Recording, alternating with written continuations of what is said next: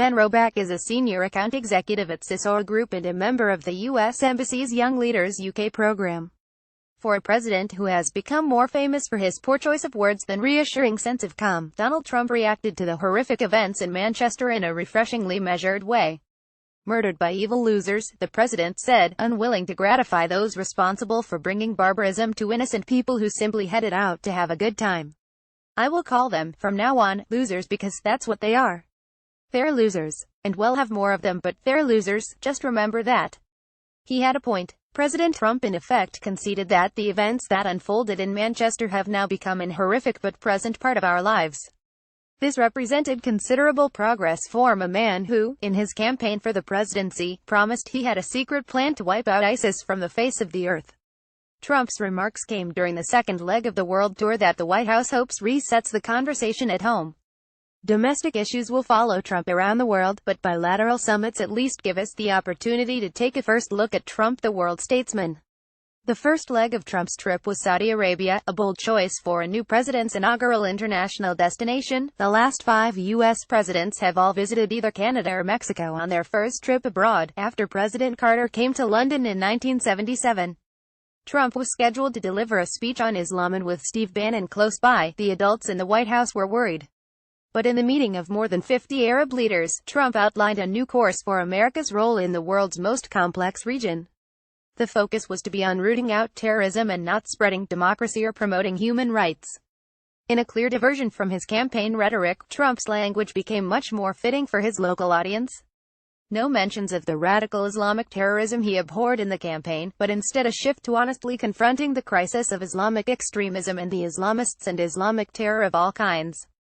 It is difficult to view all that Trump does outside of the globalist versus nationalist prism, and this was another example of a victory for the sensible globalists.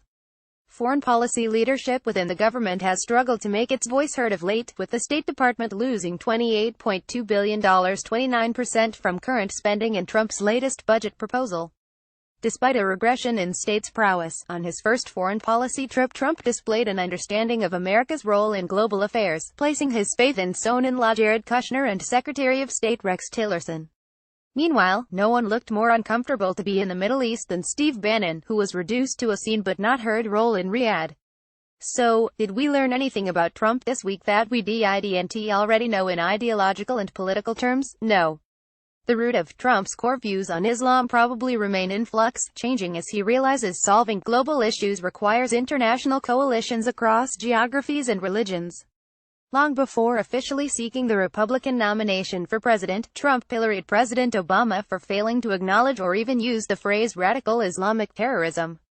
In a strategic sense, an ability to adjust his political approach according to a new setting revealed Trump's increasing willingness to listen to those around him who are best qualified to advise on the matter in hand. At home, he remains distracted by an ongoing game of Russian roulette that he insists on playing, with his own future at stake.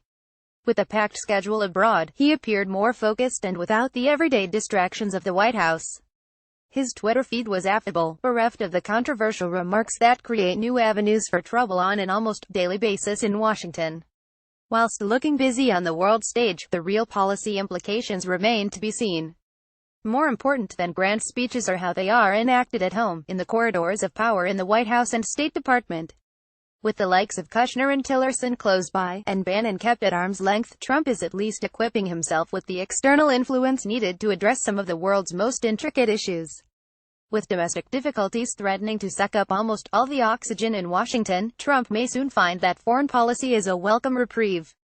That is not to say international victories are any easier to come by.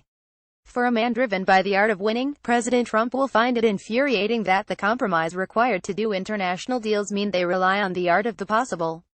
Further, a new willingness to be the peace broker in the Middle East on Israel, Palestine and global terror would be a total departure from the America First policy on which Trump was elected. It remains to be seen whether Trump's first international trip is a flash in the pan or a sign of things to come. For now, at least, America has a president who is beginning to learn the art of being presidential.